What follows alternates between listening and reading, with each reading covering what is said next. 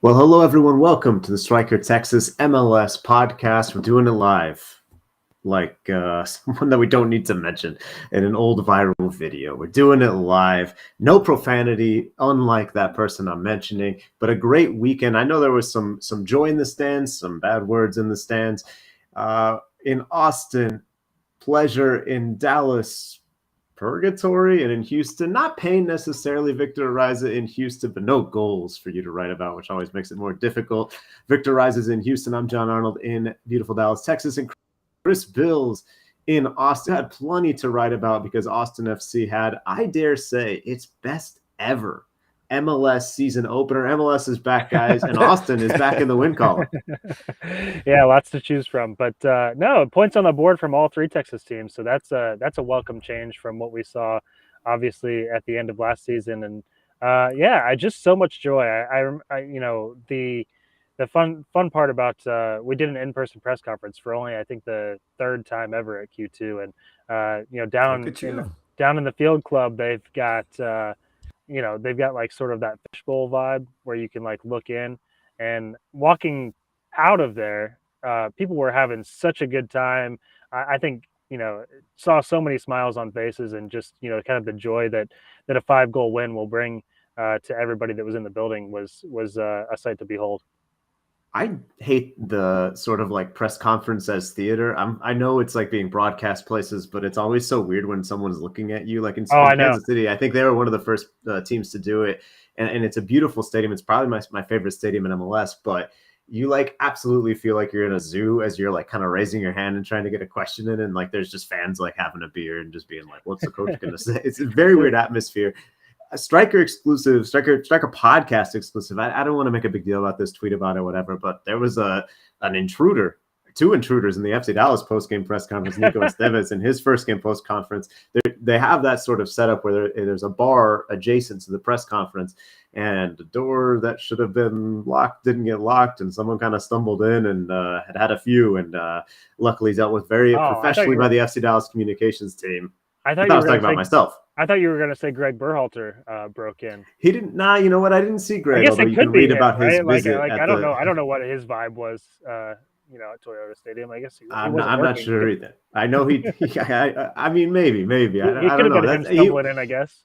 You can read on the Striker Texas that he was there as an invited guest of Nico Estevez, the FC Dallas manager making his debut as a first-team, first-division manager. So, yeah, you can check out that story about the friendship that Berhalter and Estevez had, and also just the relationship that FC Dallas has with the U.S. national team. But let's dig in a little deeper to the games this weekend. As I mentioned, Austin FC, kind of the big story for Texas because they scored, and they scored a lot. Chris, let's start. You're mentioning the joy, how happy people were, how much fans enjoyed talking about the game, leaving the game, how nice it was to be at the press conference in person. Let's start there, but I want to quickly shift, not negative, but to maybe realistic. How much can you take from a game against a team that has traditionally, habitually been the worst in MLS? Man, talk about beer showers. John Arnold's trying to dump cold water on a 5-0 victory before we even get this podcast off the ground. But I said start with joy and then transition.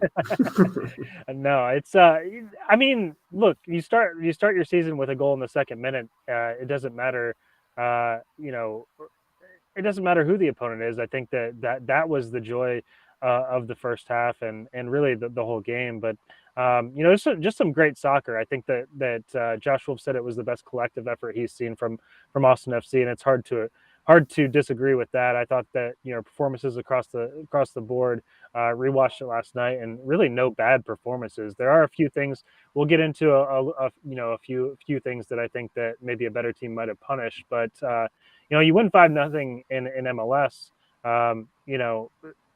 Bad teams. There's not going to be a lot of complaints. Yeah, bad teams don't necessarily accomplish those kinds of blowouts. I don't think that Austin FC would have put 5 past Cincinnati last year.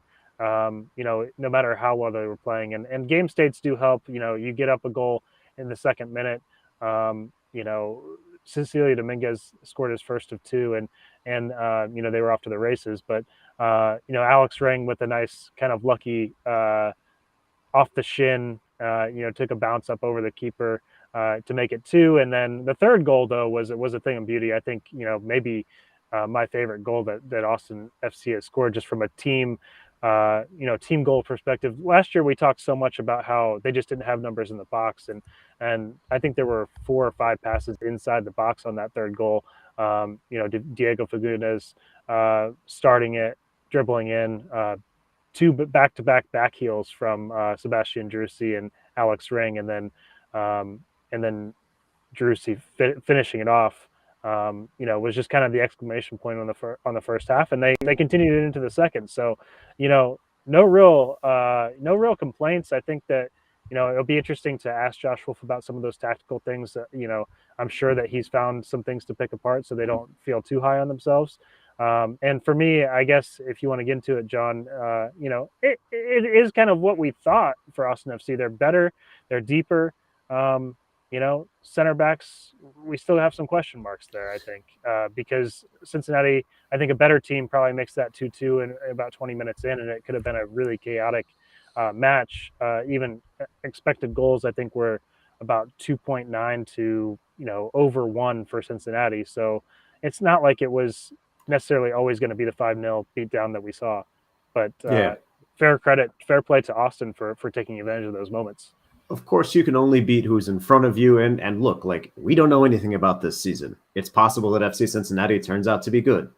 We don't think so, but it's possible, right? So I think, there are questions still to be asked about. There go our Cincinnati subscribers. No. I think there are questions to be asked about, that center back position. We saw Kip Keller kind of, play well, I thought.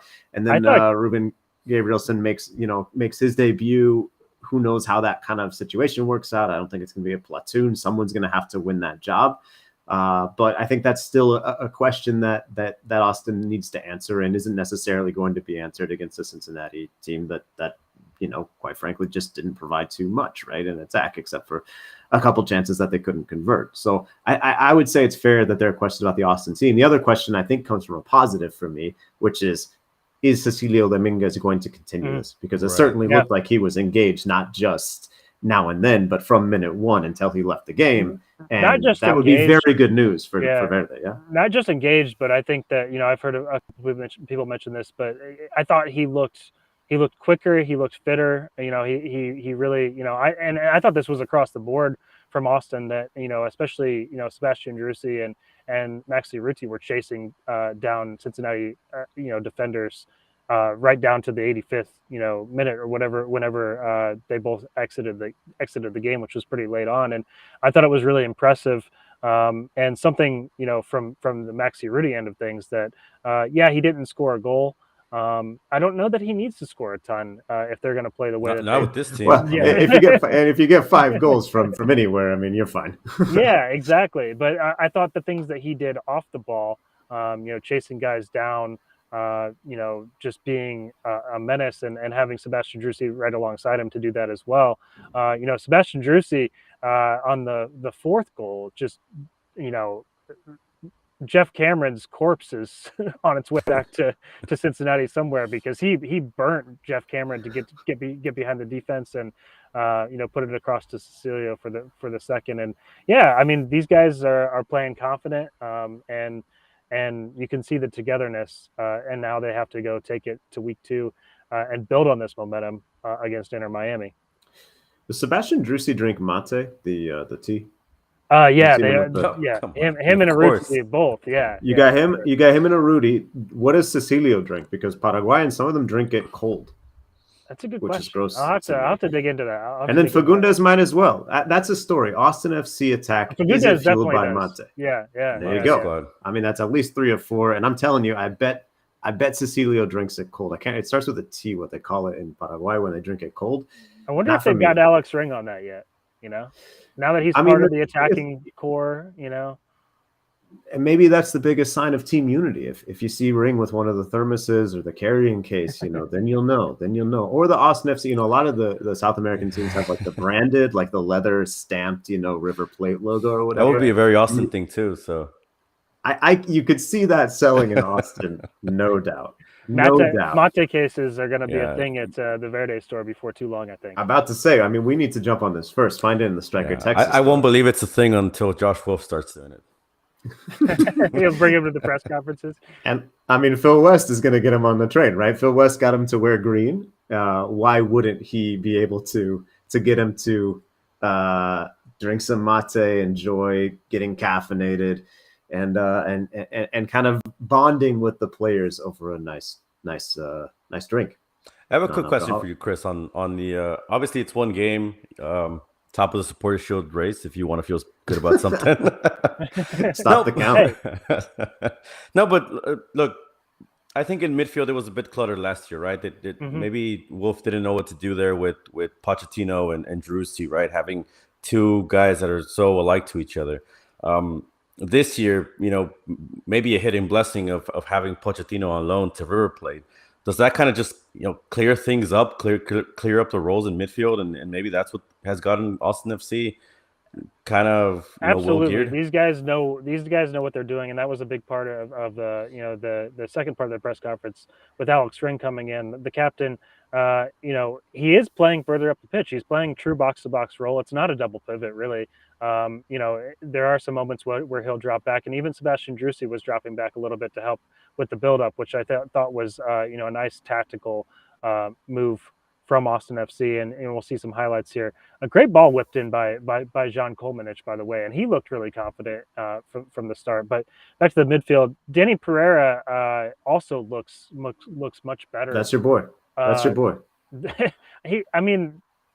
Between him and Kip Keller, two MLS Super Draft picks that look to have really panned out for Austin FC and made this team even better than it could have been, otherwise. And I think that we're going to see how quickly Johan Valencia transitions in to that midfield. I thought it was interesting that he came in for Alex Ring actually, and we saw a little bit of a sort of a double pivot with Danny Pereira dropping back and playing alongside Valencia, and then kind of moving up and playing a bit of that Alex Ring role. But the roles are so much more defined. Danny Pereira, I think, will get minutes. I'm not sure if he'll ultimately be a starter if Johan Valencia is as good as we think he's going to be. And Valencia came on and got a yellow card within about 3 minutes of being on the pitch. So I think that's part of what you can expect from him. He stepped. A lot of South American guys have that adaptation. We talk about like adaptation as far as getting good, but I think the figuring out. It was a funny moment. I mean, I remember when Carlos Grezzo came into MLS, he was suspended within like 2 months. And then he started figuring out what he could get away with and became one of the best central midfielders in the league, really didn't get in card trouble. But I think there's an adaptation period for some of these guys who are used to being able to foul in a certain way or to take down a player in a certain way. And then that doesn't fly with the way the pro calls games. He committed a foul on Luchi Acosta. And then, Lucho Acosta, I think it's Luchi Gonzalez. Lucho Acosta, and he kind of stepped in front there and didn't give the space, but it was very quick. I think he like you're saying, it's the adaptation period. I don't think he's necessarily used to getting a yellow card when he just stands there on a ball and tries to just hold up play for just a second for his guys to get back. He was kind of looking at Ismail Elfath like, really? I just got on the pitch and you're going to give me a card for that? But it was Elfath. I didn't realize he was the ref. Man, what? They're saving the budget for later in the season? No, I mean he got the first home game last year. All right, so that's a tradition. It's a tradition, yeah, to have Elfath out there. Next week, they welcome Inter Miami. Obviously, we'll have coverage on the Striker Texas. You can check out Chris's post-game thoughts, and he'll be looking ahead this week, as we all do for all three MLS teams, plus coverage of the Houston Dash. Make sure you subscribe to the Striker Texas. It helps us keep doing this, which we enjoy doing. Let's turn our attention to FC Dallas. As I mentioned, Nico Estevez making his debut as FC Dallas manager. Greg Berhalter was in the stands, and he saw a 1-1 draw. FC Dallas started well. A goal from Javier Obrian in the 9th minute and really controlled the rest of the first half, but was unable to put away the rest of their chances. Toronto FC finds a goal in the late in the first half. We'll see that goal right now from Javier Obrian Paul Arriola setting him up. Arriola with 5 passes that led to shots, or 5 actions that led to shots. That's the top in the game. He had a fantastic game, making his FC Dallas debut. Alan Velasco still not arrived yet. Actually, he was there on he is in town now. I think he's going through physicals, going through some medical stuff. You saw that goal vociferously celebrated after it stood, after the VAR took a look at it. FC Dallas had a couple more scoring opportunities in the first half, as I mentioned. This one was offside. Great run from Jesus Ferreira. And this is his, unfortunately, best finish of the game. It didn't count because the play was offside, but I do think it was the best finish that Ferreira had. He missed a couple of opportunities in the second half, which perhaps we'll see, maybe not. But those were the two biggest misses in terms of XG. The models really liked his opportunities just before the hour mark and also just before the end of the game. He had a chance in the 90th minute that would have sent Toyota Stadium absolutely crazy, despite the cold, despite the rain. A pretty good crowd up there in Frisco, but Ferreira was unable to finish that one. This one, as you see on the replay, offside, so that one didn't count. There's the referee, Jair Marufo, another Texas ref, making it official. I guess maybe it is just Texas refs stay in town. I don't know who had the Houston game, Victor. We can talk about that here in a second. But this one didn't stand for FC Dallas. They really wanted to put the game away in the first half. Instead, just before going to the locker room, it was this finish from Jonathan Osorio that put Toronto FC in the lead. They were able to then start, I think, the second half a little better. Nico Estevez and I had a bit of a difference of opinion, but I asked him why the energy dropped in the second half. He said he didn't quite see it that way. This was a strange moment as well when Jose Martinez looked like he could have been whistled for a penalty and was whistled for a penalty, but the VAR sent Marufo to the monitor and he said, okay, no, not a foul, not a penalty. Looking at the replay, I'm not so sure still. I think this was a weird call, but once the VAR sends the referee to the monitor, he's always going to be able to find something to kind of agree with the VAR, I think. You can see Estevez, I'm not sure his reaction there, and Bradley, pretty puzzled, pretty stunned. As I mentioned, we saw a couple more opportunities there late. FC Dallas, I thought, should have put it away, but was unable to get the finish. Guys, an okay debut. I wrote in the Striker Texas that it was like totally fine. There was nothing really to celebrate in this game. There was nothing to really be like the sky is falling. I think that like fans understandably are a little gun shy or a little sort of nervous after that 2021. That things are going to go the same way. It started with a draw last season at home. It's starting with a draw this season at home. But guys, watching those highlights and looking at FC Dallas's performance, there are certainly things to correct, but there are also things I think will get better, Victor. Yeah, I think maybe a similar sentiment to what was lived down here in Houston.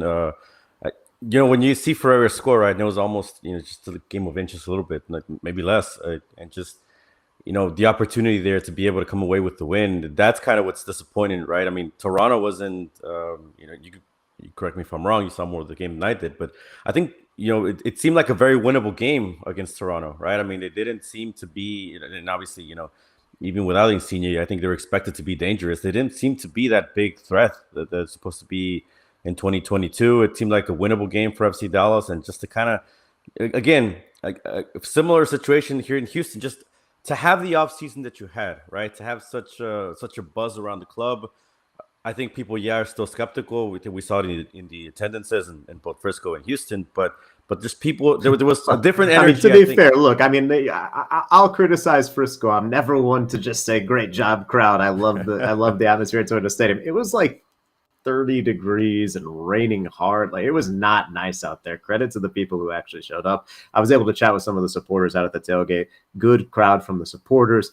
Yeah, look, there's some empty seats, but it was pretty gross out there. And this team does need to keep convincing people that they're for real, and also that the in-game environment is changing. They're trying to make all these changes, but I think the weather sort of made it difficult. You're right. This was a winnable game for FC Dallas, but I think in a way that's what makes Nico Estevez, Paul Arriola, who we spoke with after the game, kind of not too worried in a way. If one of those Jesus Ferreira chances gets finished, if one of the plays that ended up being offside, but I mean that was a story last year with all the Texas team, right? I mean, not necessarily, man. Last year they were getting beaten like handily. This year they're generating chances. They're the better team in terms of XG. They create more chances. They get more shots on target. It just doesn't go your way. I do think it could be concerning because so much is on Jesus Ferreira this season. So much is on if he, as the number 9, is able to score goals. He told me in the story that we wrote on the Striker, he wants to score 20 goals plus assists. He wants to have 20 points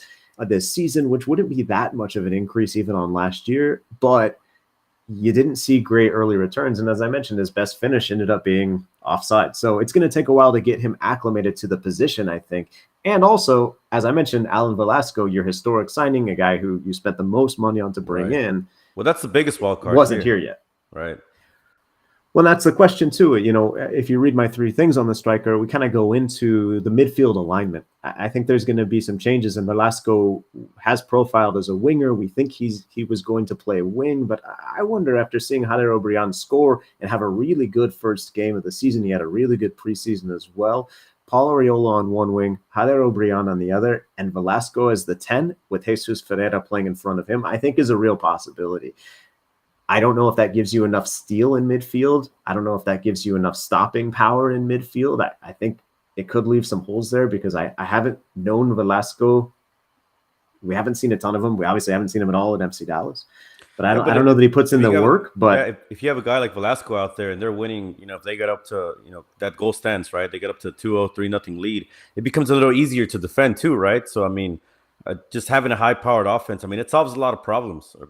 Look at what happened over the weekend. And I think, and look at Houston. That's why, to me, I think there's a desire to believe and just, maybe this game just lacked an exclamation point.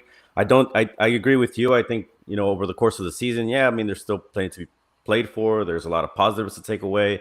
It's not, a full doom and gloom, right? But I do think the big key with Dallas is that Velasco is already signed. There's a guarantee that, there is going to be that addition, and there's a hope that, things are obviously going to get better.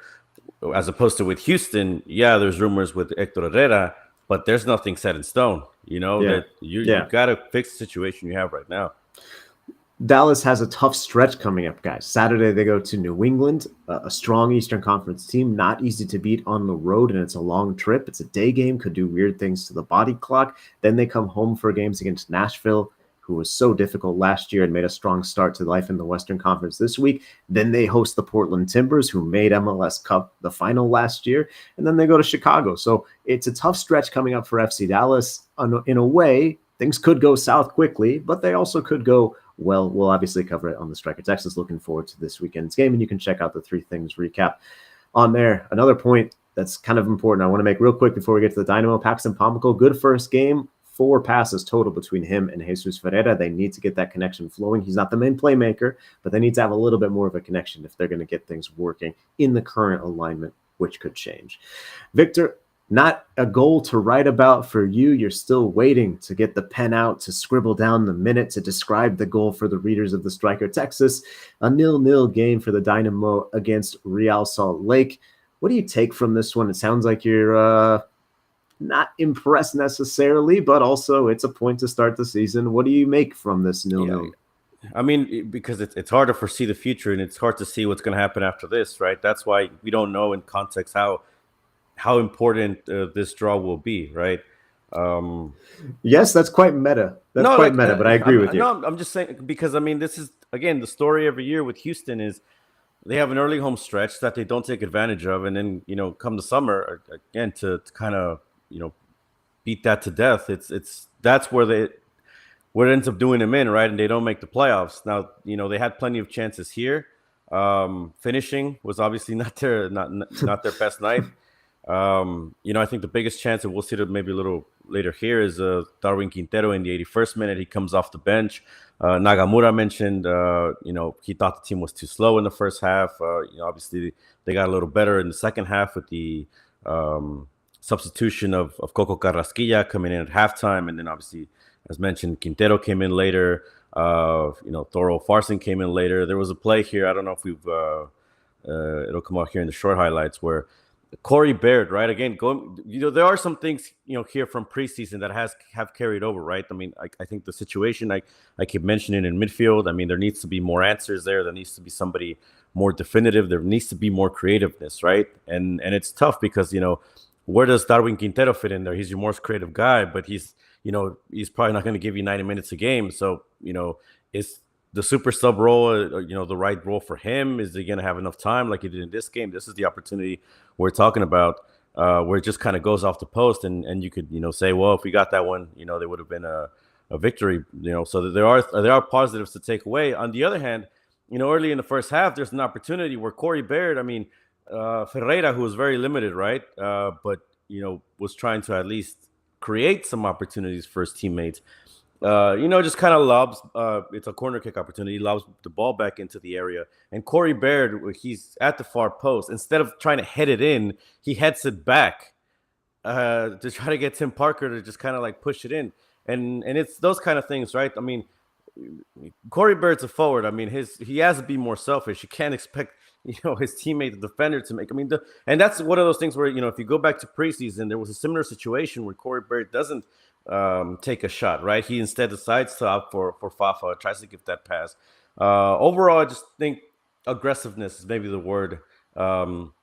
What the Dynamo are lacking. You also in midfield and aggressiveness. Frustrated with their kind of striker by committee, and I think that's kind of one where if Corey Baird isn't going to take those chances. They brought in. Here's the thing, though. They brought in Ferreira, right? He's the most expensive signing, but if they can't get the guy any service, right. That's what I was going to ask you about, Victor, because it does seem like, and I noticed this in the preseason match that I was over there that Austin played in. It just seems like the chemistry and trying to get Sebastian Ferreira, who's got all this hype as one of this club's biggest signings. It seems like they're not he didn't get a touch in the box last night. They're not finding ways to get him the ball. How did it look better with Carrasquilla coming in the second half? And Paulo Nagamura clearly searching a little bit, but did you find that to be a good sign that he was willing to make some changes at halftime and try to at least shake things up and bring some life out of this group? It looks like he's making the right changes. He obviously went with a lineup that was very close to what he did in preseason. Right. Obviously part of that is teenage Khadebe has still working his way back from the African Cup of Nations. Carrasquilla had a bit of an injury in preseason, so I think that's part of the reason why he comes in the second half. I do think he is one of your better midfielders to have on the field. I think obviously the game changes when you have him there. So, maybe if you had him, fully fit fully healthy from the start, that might be a thing that could have, defined this game, got him, because Ferreira did get a little bit more help, more service in the second half. He just, wasn't able to get good looks, right? It's almost, and I think, you go to the live blog, I put it in there. Unless Ferreira makes something out of nothing, creates a magical moment on his own, he's not going to be able to score in this game, and that's what ended up happening. It just doesn't feel like they're really playing. I was talking with Roberto, who's producing this podcast, this morning about this, and we were talking about how much Austin FC plays out of the back, and kind of almost cost itself a couple moments, but I was saying that they actually played long quite a bit early in the match, and he was saying that he thought that Houston played long way too often, right, and didn't play through the middle of midfield. Is that something that Nagamura wants to do? Is that something that no, I just don't think he has the players for it. You've been trying for years to get something out of Memo Rodriguez.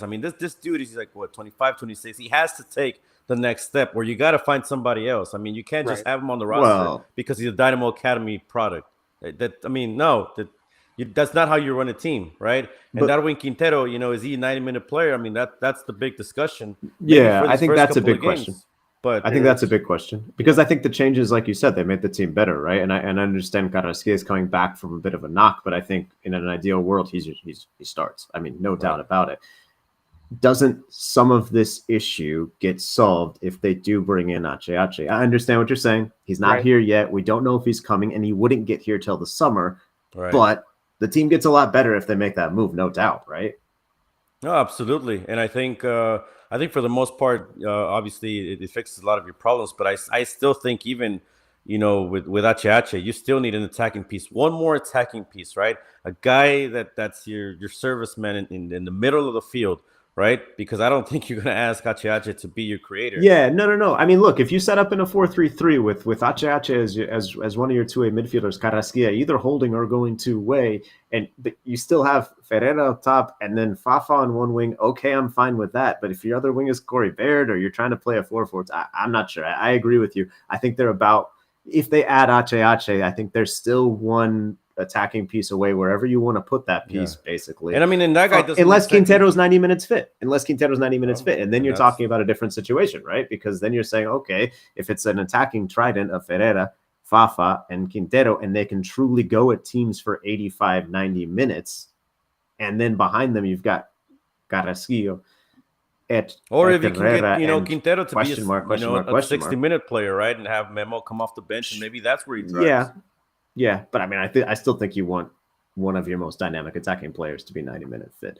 Let's talk a little bit about how we're not being fit. None of us traveled this week, but let's talk about the best things we ate this week. I guess I'll go first. I didn't really do anything exciting, but my better half made a delicious pasta dish for our son's birthday. So shout out my son, shout out my better half, shout out pasta. Anything in Austin, Chris? I had some Torchy's tacos after the match on which is nice. It's nice to be able. Very Austin of you. Yeah, it was. My dad came into town, down from Dallas. You showed him an authentic spot. I did. We went to I like Torchy's. I like Torchy's, but it is. Got my fried avocado, and they brought back the tipsy chick. So it's lit at Torchy's at 11 p.m. on a on an Austin FC game night. On an Austin FC game night. Yep. Victor, you always give us a recommendation of food that we can't attain. What's the best thing you ate this week? This one you'll like. A breakfast buffet at Doneraki over in the Gulf Gate area. So my girlfriend's mom was in town, so decided to she's Mexican, treat her out to Mexican food. I guess that if you're leaving Mexico, that's exactly what you want to do, right? It was Parents Weekend for the Striker Texas. I love it. Well, glad to get some family time in as the season starts. Hope that you're seeing your families as well, listeners, as you also enjoy all the soccer and all the content on the Striker Texas. Again, check it out. You can subscribe if you haven't done so already. There's a 30-day free trial. It is a great time to get started with the trial because you get all the season preview content. We previewed every MLS team. Phil West has had some thoughts on the entire league, and then, of course, coverage of each team from Victor Ariza in Houston, from Chris Bills in Austin, from myself up here in North Texas in Dallas. Thanks for listening. We'll talk to you guys next week. Again, appointment viewing, 10 a.m. on the live stream on Monday. We'll talk to you. If you don't catch it, then no problem. We still got you back with the recording. We'll talk to you guys soon. Take care.